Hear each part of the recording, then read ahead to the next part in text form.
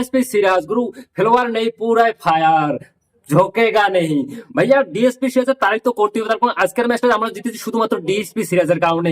কে ভেবেছিল বলতো গতকালকে যখন ম্যাচটা বৃষ্টির কারণে স্থগিত হয়ে গিয়েছিল, তখন আমার কি মনে হয়েছিল যে না একটা কিছু হয়তো অঘটন ঘটবে, কিন্তু সেটা অঘটন ঘটে গিয়েছে। তার কারণ দেখো ইংল্যান্ডের হাতে অলরেডি 4টা উইকেট পড়েছিল, শুধুমাত্র রান লাগে 36 রান, সেইখান থেকে ম্যাচটা টিম ইন্ডিয়া 6 রানে জিতে গেল। তো ভাই ডিএসপি সিরাজের তো তারিখ করতেই হবে। এখন ডিএসপি সিরাজ এত সুন্দর বোলিং করেছে যা পুরো বলার কথা না। ও হো, সাথে প্রসিদ্ধ কৃষ্ণ তারিখ করতে হবে, সেও 4টা উইকেট নিয়েছে, মোহাম্মদ সিরাজ 5টা উইকেট নিয়েছে, কিন্তু পুরো তারিখ তো করতে হবে আজকে ডিএসপি সিরাজের। তার কারণ দেখো 35 রান তার লাগে, ওইখানে চারটা উইকেট ছিল ইংল্যান্ডের হাতে, সেইখান থেকে ইংল্যান্ডকে প্যাকেট করে দেয়, ডিএসপি সিরাজ পাঠিয়ে দেয়। আর আজকে যখন ভাই খেলার শুরুতে ঝটকাটা দিয়ে দেয় প্রসিদ্ধ কৃষ্ণ, তারপরে কিন্তু ডিএসপি সিরাজ এমন একটার পর একটা ঝটকা দিয়ে দেয়, তাদের ডিএসপি সিরাজ গুলো ও সত্যি ডিএসপি সিরাজের তারিফ করতে হবে।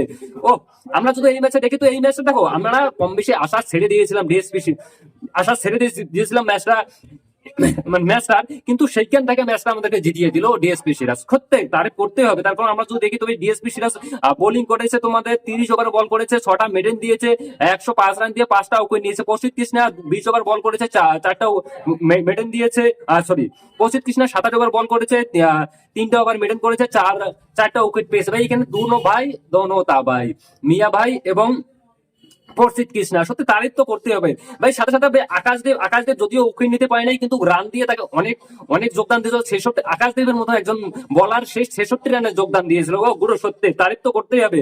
তো ভাই ডিএসপি সিরাজ, কথা হলো যে ডিএসপি সিরাজের যতটাই তারিফ করবেন ততটাই কম। দেখো এইখানে কে ভেবেছিলেন যে ইংল্যান্ড শুধুমাত্র 35 রান লাগে, সেইখান থেকে ইংল্যান্ড ম্যাচটা হেরে যাবে, হাতে 4টা উইকেট, সেইখান থেকে ইংল্যান্ড পুরো প্যাকেট হয়ে গেল, সেইখান থেকে আমরা সিরিজ ড্র করে দেখো এটাকে জিতাই বলে। তার কথা দেখো কে ছিল বলো, না ছিল জসপ্রীত বুমরা, না ছিল ঋষভ পান্ট, না ছিল বিরাট কোহলি, না ছিল রোহিত শর্মা। কে জানি বলেছিল যে বিনা রোহিত শর্মা এবং বিরাট কোহলিকে ছাড়া টিম ইন্ডিয়া খেলতে যাচ্ছে, এদের কি অবস্থা হবে। জসপ্রীত বুমরাও নেই, সেটা ভগবানই জানে। কিন্তু দেখো পুরোটাকে চেঞ্জ করে দিল।